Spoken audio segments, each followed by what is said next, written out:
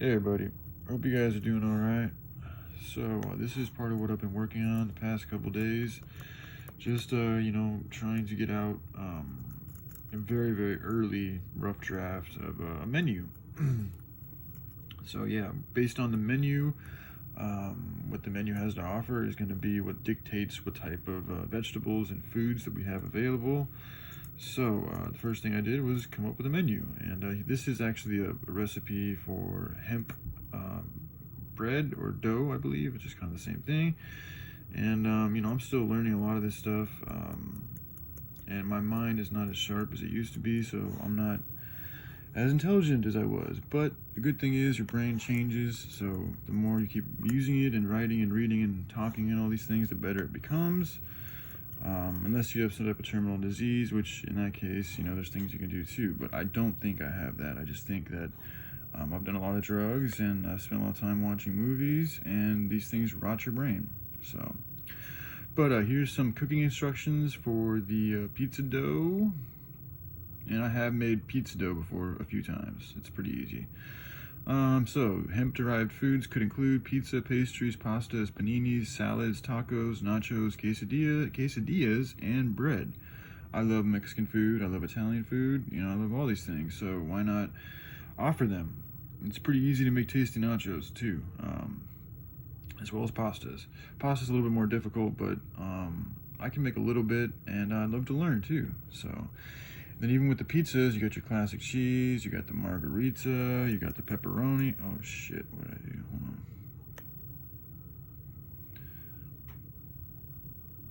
Yeah, you got the pepperoni.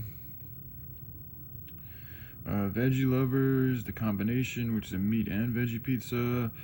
There's a basil and tomato pizza that's pretty popular that I'd like to introduce because it's delicious. And it's vegetarian too. You can put chicken on it, but it's mainly a vegetarian. Then yeah, I'm not going to read all of that to you guys right now, but that's there. Those are just what I know from memory.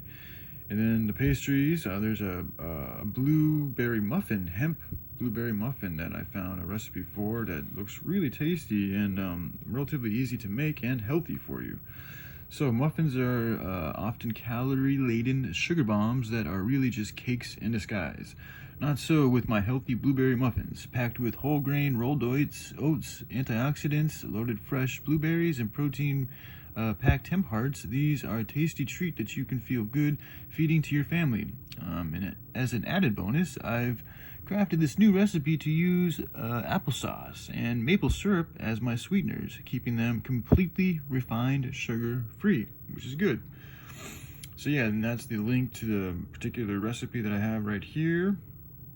And then it has all the ingredients. So then based on all these ingredients, we're going to make sure that I'd like to be able to grow everything that we need, but as much as we can. And then to also have some type of a supplier in the nearby area, because I want to get back to sharecropping. So the cool thing with sharecropping is not everybody has to have everything. As long as everybody knows what everybody else has and you all do a variety of different things, you all can have access to everything by all of you guys doing different things. And then you just share what you need with whoever you need and what they need, and you guys sharecrop, you figure it out, you trade, you barter, things like that. So then you got recommended equipment for such things, step-by-step instructions for creating the muffins and the batter. And then down here it's serving and storing, tips and tricks. Wait, what was this? Oh, it's for the muffins still, okay. And then there's also some, I think it's just straight up hemp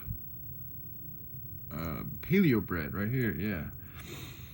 So it's just, okay, I got into hemp products a couple of years ago when I was traveling in British Columbia and tasted a sample of shelled hemp seed. Recently, I bought some hemp flour with some hemp seed and decided to experiment with making a hemp bread. If you use hemp flour, make sure you mix it. So it's, again, going into the specifics of how to make the hemp bread.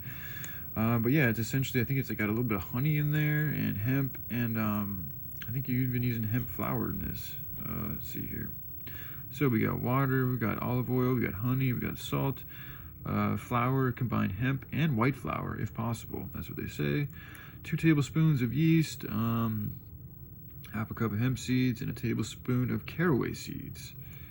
And then it tells you how much it yields, how long, how much it serves, the nutritional value, all this good stuff. There's so much information on the internet. It's amazing. I love it. So yeah, again, all items will be sold only at the price they cost us to make, which includes our minimum wage pay, rent, utilities, maintenance, and any and all other expenses necessary for us to function properly. That goes with any type of product we offer to sell. No more profit. The profiteering is done. And then this would just be, yeah, just like all of the menu items that I have, that I'd like to be able to offer. So we got cheese, okay, so eggs, so it'll be eggs and omelets, potatoes, hash browns, onion rings, french fries, salads, nachos, tacos, quesadillas, hemp pasta, and then you can types of pasta, mac and cheese, pizza, and tacos. I don't have it all here. This is all a very rough draft, but it's been a while since I shared with you guys some of the writings I've been working on, so I wanted to kind of just give you something, even though it's not as high up to par as I'd like it to be, but it is what it is.